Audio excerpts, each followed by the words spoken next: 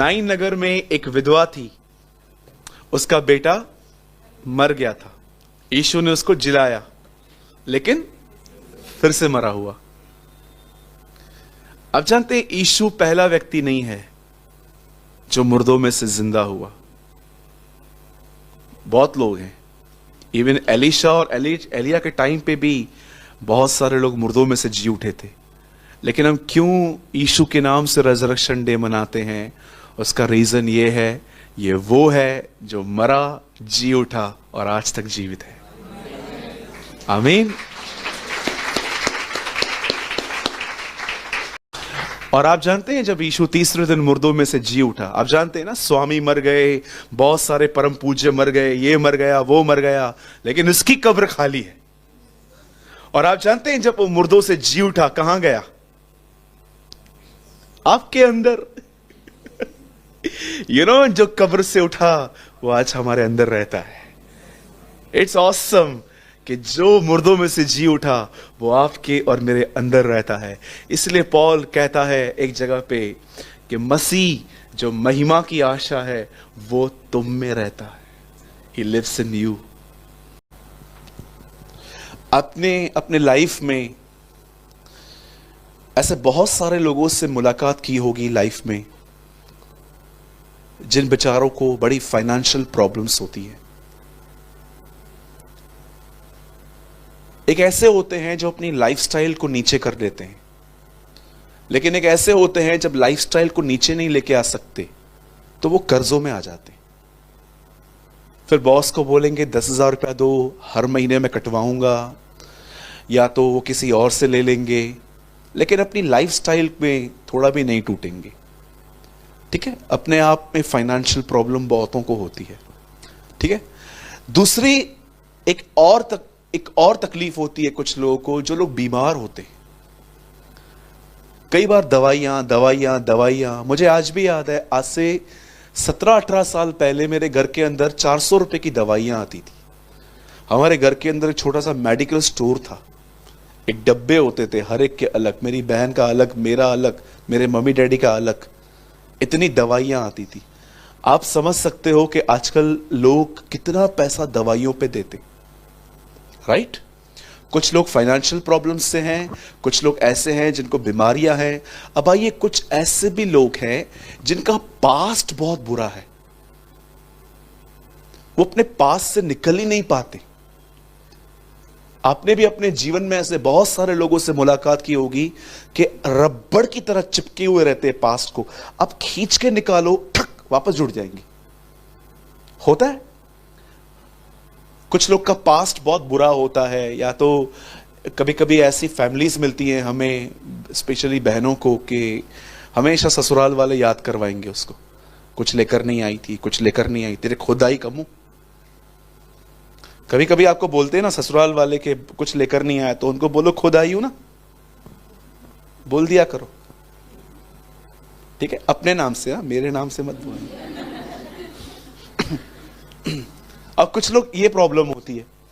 अब कुछ लोग ऐसे भी होते हैं बेचारे जो नौकरियों पे नहीं टिक पाते। देखो, मैं वो प्रॉब्लम बता रहा हूं आपको जो हर घर के अंदर है आजकल। आपने देखा होगा कुछ लोग जॉब पे, आप अच्छी जॉब पे हो, आप इतने टाइम से सेट हो, लेकिन आप देखिए आपके सामने कितने लोग आए और गए, वो टिक ही नहीं पाए। किसी को आपका बिहेवियर पसंद नहीं आया, किसी को आपके बॉस का बिहेवियर पसंद नहीं आया। ये सारी बातें जो हम अपनी जिंदगी में फेस करते हैं, आपको पता है इन सारी चीजों का असर कहां पड़ता है? याद रखिए, ये सब प्रॉब्लम्स आउटसाइड हैं, लेकिन इन सारी बातों की सफरिंग आप एक जगह पे करते हो, वो है आपका माइंड।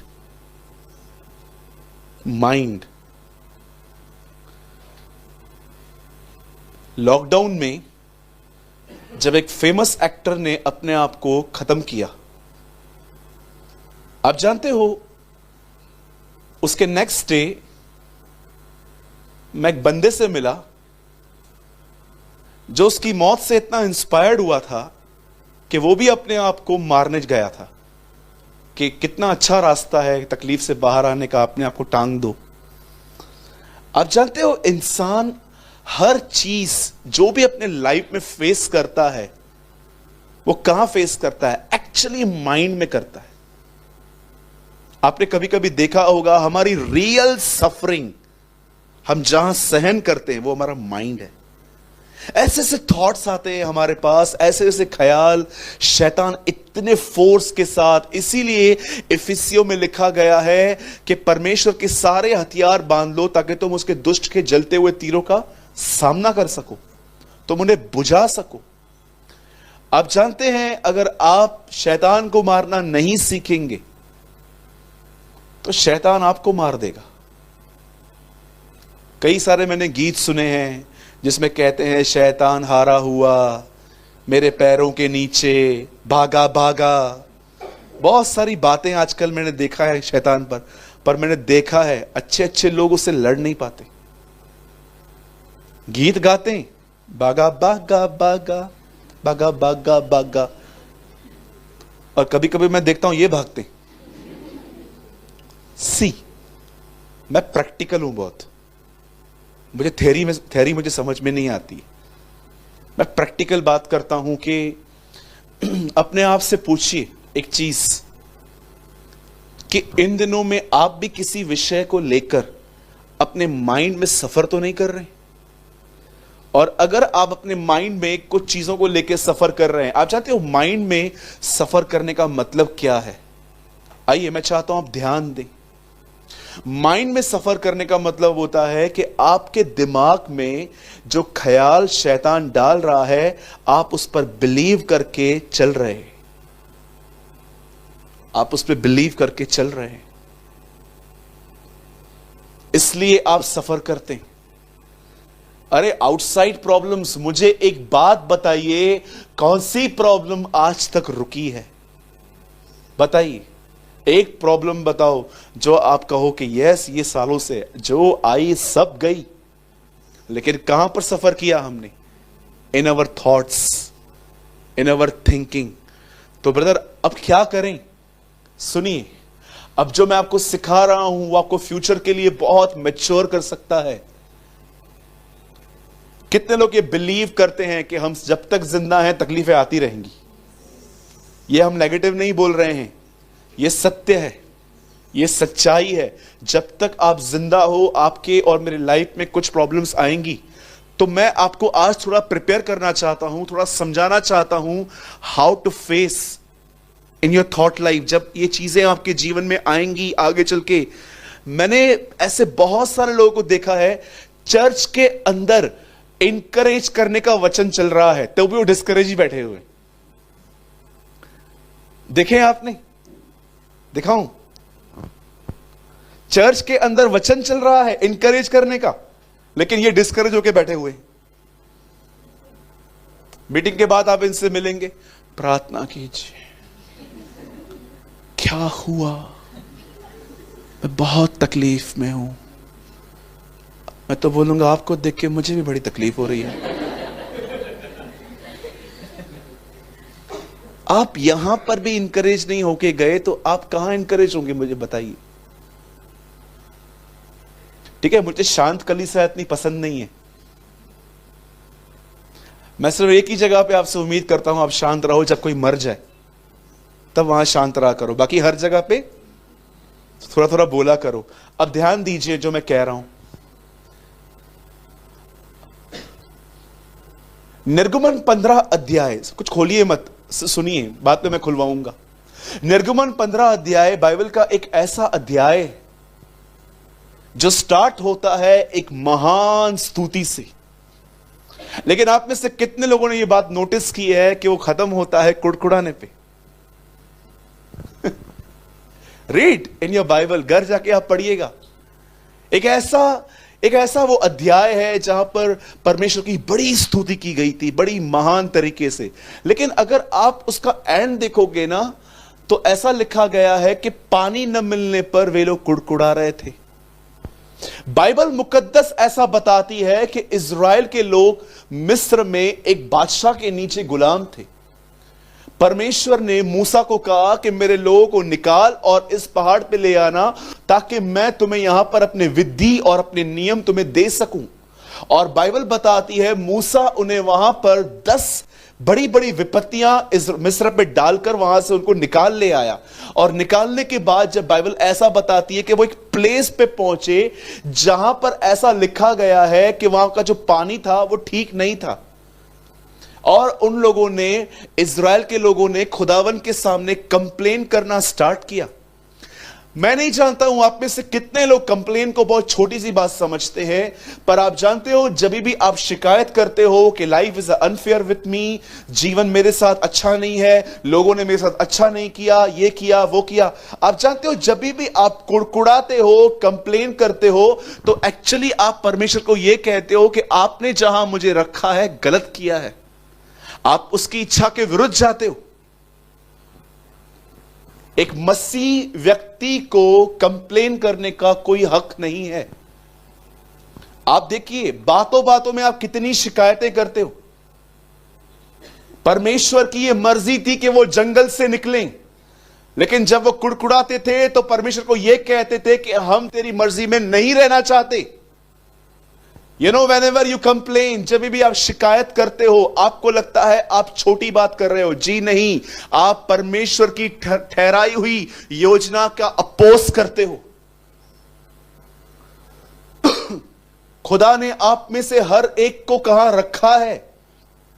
आपको क्या लगता है डिफिकल्ट देवरानी, डिफिकल्ट जेठानी, डिफिकल्ट हस्बैंड मिला है मुझे, मेरे बच्चे मुझे सुनते नहीं है, आपको क्या लगता है खुदा ने अगर आपके आसपास ऐसा माहौल रखा है तो क्या रीजन है? मैं आपको बताना चाहता हूं, खुदा ने ठहराया था कि वो जंगल से निकले। अपने जिंदगी में थोड़ी थोड़ी चीजों के लिए कुड़कुड़ाना, कंप्लेन करना बंद कीजिए और धन्यवादी बनिए। परमेश्वर को कहिए प्रभु धन्यवाद हर चीज के लिए। मुझे 3 दिन से खांसी थी, मैंने प्रभु को कहा प्रभु धन्यवाद मुझे कोविड नहीं है। मैं जब ट्रेन में आता हूं खड़े होके, तब मैं खुदा से ये नहीं कहता हूं कि मैं ट्रेन में आ रहा हूं, मैं खुदा को यह कहता हूं खुदा मैं आपका शुक्र करता हूं कि ट्रेन चालू है। बी अ पॉजिटिव एटीट्यूड, हमेशा अपने अंदर एक सकारात्मक मन रखिए, हर चीजों के लिए धन्यवादी बनिए। मेरा एक फ्रेंड है, अमीर बनने की बड़ी ख्वाहिश है उसमें, सुबह से लेकर रात तक मेहनत करता है। मुझे हमेशा कहता है ब्रदर,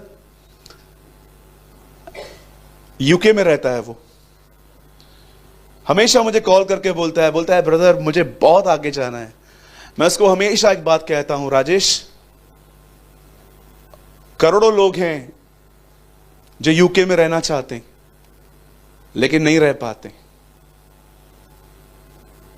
आप जानते हो मैं हमेशा कहता हूं, मैं आज फिर से कहूंगा, धन्यवादी बने रहने में बहुत मजा है। एक ऐसा व्यक्ति जो धन्यवादी हो, पौल कहता है तुम्हारे बीच में हमेशा धन्यवाद सुना जाए। मैं हमेशा कहता हूं जो जिंदगी आप जी रहे हो, करोड़ों लोग वो जिंदगी जीना चाहते हैं पर बेचारे नहीं जी पाते हैं। मैं उस दिन एक वीडियो देख रहा था देहरादून का, रोटियां धोके खा रहा था एक आदमी। रोटियां होती है ना नीचे पड़ी हुई थी, तब इसने क्या किया, रोटियां ली नल के नीचे, बहुत वायरल हुआ है वो वीडियो, बुड्ढा काका एकदम पतला सा, रोटियां पानी के नीचे धो रहा था और उसको रोल बना के खा रहा था। आपने ऐसे दिन देखे? मैंने नहीं देखे। गरम रोटी मिलती है हमें, अचार भी मिलती है साथ में।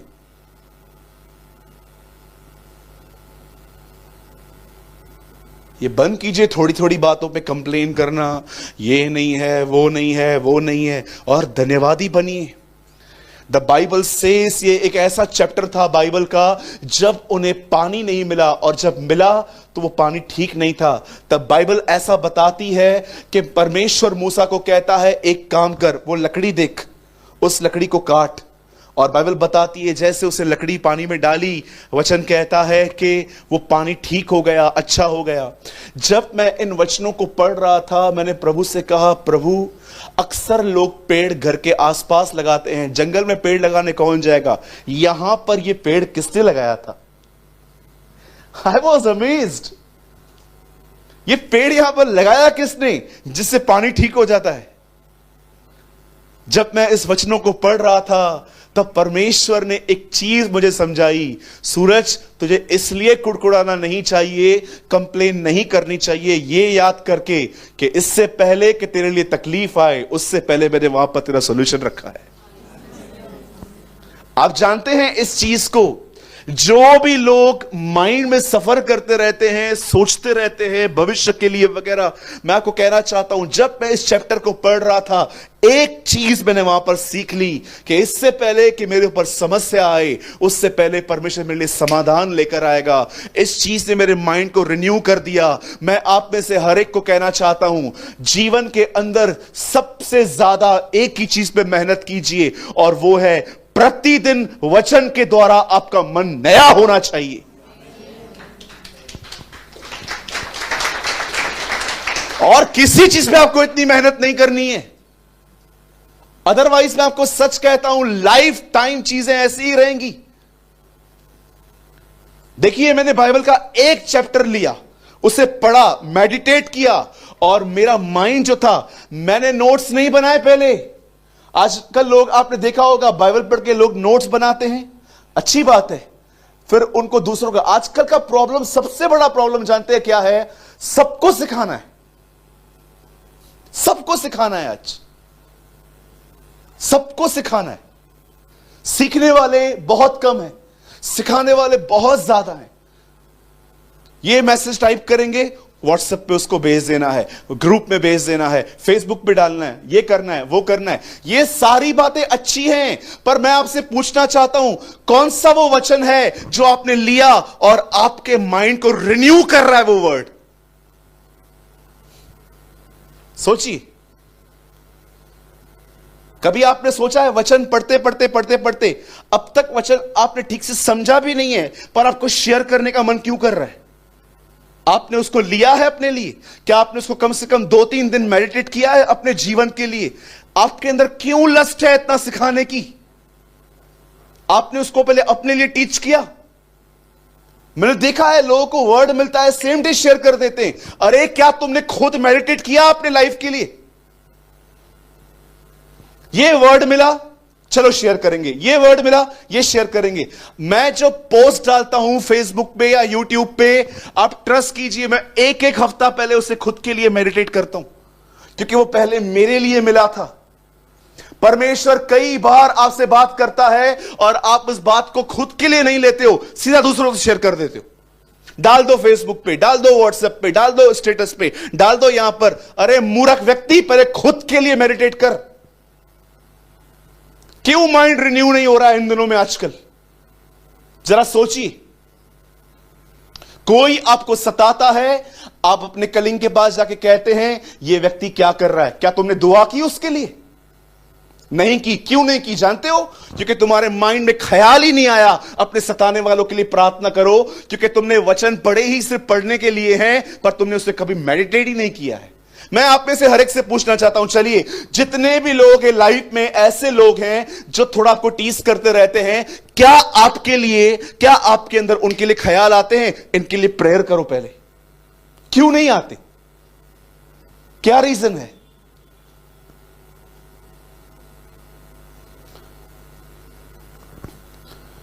अगर आपने ये जो सेशन में ले रहा हूं छोटा सा, अगर आपने अपने मन को नया करने के लिए मेहनत नहीं की, मैं आपको सच कहता हूं, ये मेरा नेगेटिव कन्फेस नहीं है, मैं आपको सच कह रहा हूं, आपकी पूरी लाइफ ऐसे ही टेंशन्स में निकल जाएगी और आपको पता तक नहीं चलेगा। माइंड, वर्ड ऑफ गॉड, खुदा का कलाम हमें इसलिए नहीं मिला है कि सिर्फ हम उसका प्रचार करें, व्हाट्सएप और फेसबुक पे सबके साथ शेयर करते रहें। यह वचन इसीलिए मिला है ताकि खुदा और आपकी सोच एक हो। ताकि उसकी और आपकी सोच एक हो। अरे मोबाइल कैरी करते हो, पर्स कैरी करते हो, बेल्ट कैरी करते हो, अच्छे कपड़े कैरी करते हो, गॉगल कैरी करते हो, सब कुछ कैरी कर लेते हो, खुदा का कलाम कैरी करते हो अपने आप में।